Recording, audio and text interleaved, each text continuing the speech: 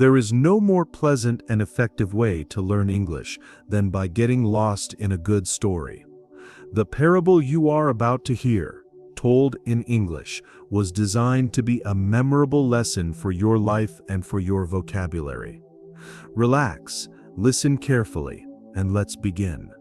In a world that glorifies relentless effort, the solution to a difficult problem seems obvious. Work harder, push more. Don't stop. But what if that's the worst thing you could do? What if, for the most complex problems, the answer isn't brute force, but the wisdom of taking a step back? This is the story of a writer who, while trying to break down the door of his creativity, learned the most important lesson of his life from a man whose trade was, ironically, unlocking what was stuck. Today, our story takes us to the tranquil town of Cold Spring, to the studio of Coster, a historical novelist.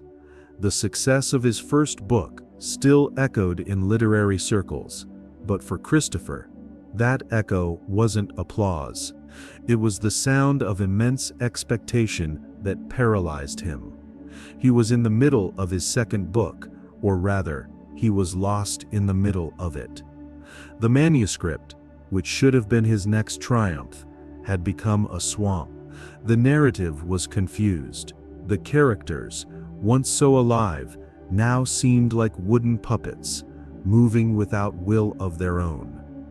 Each new sentence he wrote seemed worse than the previous one, hollow and lifeless. And Christopher's solution to the block was the only one he knew: brute force.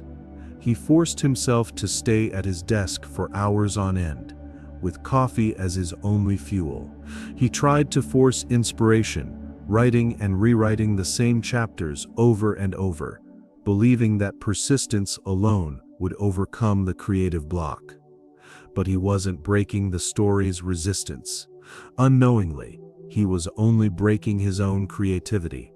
And then, in a poetic irony, Christopher's block manifested in the physical world. The lock on an old wooden chest in his studio, where he kept research and old maps, jammed. Instinctively, he tried to force the key, shaking it with the same impatient frustration with which he attacked his manuscript. The key wouldn't budge. He had found a problem that more hours and more effort couldn't solve. Defeated, he called the local locksmith, and who arrived at his door wasn't a hurried worker, but a craftsman. Mr. Abe was an elderly man with hands that seemed to have the memory of 1,000 mechanisms. He didn't bring a noisy toolbox, but a small leather case with instruments that seemed to belong to a surgeon or a watchmaker. As he knelt to work on the lock, Mr. Abe's observant eyes scanned the studio. He saw the pile of crumpled papers next to the trash can. He saw the cold cup of coffee, and he saw the tension in Christopher's shoulders, the same tension of a metal spring about to snap. Mr. Abe recognized the signs. He had seen this kind of stuck mechanism before, many times, and he knew the problem was rarely in the key, but in how it was used.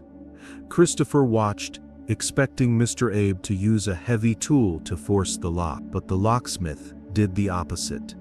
He took a small bottle of oil and applied a single drop to the mechanism. With a fine tool, he gently cleaned away decades of dust and corrosion. He didn't try to turn the key with force. He inserted it and moved it gently, back and forth. Not like someone trying to open a door, but like someone trying to understand a puzzle. He listened to the soft clicks of the pins, feeling the resistance, waiting. Seeing the impatience on Christopher's face, Mr. Abe finally spoke without taking his eyes off his work.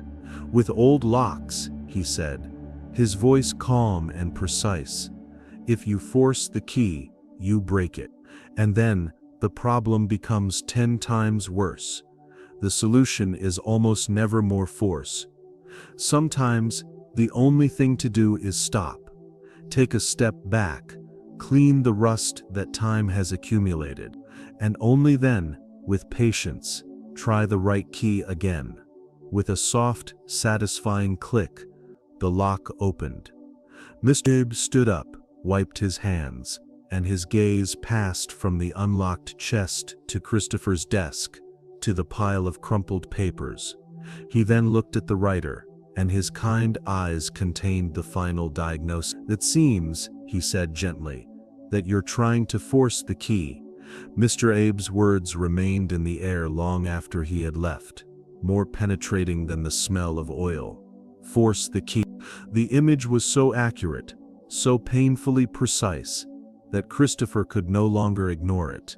He looked at his desk, at the battle he was losing, and made the most difficult and counterintuitive decision of his career. He decided to stop. With a slow ritual, he saved his manuscript in a file, protected it with a password, and named the file, "Locked for 30 days." The following month was an exercise in cleaning the rust. He didn't write a single word. Instead, he replenished himself. He read books by other authors, not as a competitor, but as a lover of art. He visited museums and lost himself in paintings. He walked the trails around Cold Spring, paying attention to the sound of the wind, not the dialogues in his head. On the 31st day, he sat at his desk, typed the password, and unlocked his manuscript. He began to read, not as the tortured author, but as a curious reader. And the miracle happened. The problems in the plot, which had once been a dense fog, were now clear as day. The wooden characters now had voices. With a clarity he hadn't felt in months, he began to rewrite. The writing was no longer a battle, it was a flow. The key, finally, turned effortless, and instead of trying to write the next bestseller, Christopher allowed himself to enjoy his new journey. Christopher's journey teaches us a counterintuitive lesson for our fast-paced world. Progress isn't always linear. Sometimes, the most courageous and productive step we can take isn't forward, but to stop. The pause isn't a surrender. It's a strategic tool to find a new perspective. If this lesson about the wisdom of stepping back resonated with you, leave a comment below telling us, in which area of your life are you forcing the key, and perhaps need a pause to clean the rust? Like and share this video, so more people discover the power of patience. And don't forget to subscribe for more stories that help you learn English. Until next time, stop forcing, find the right key, and unlock the door to your progress.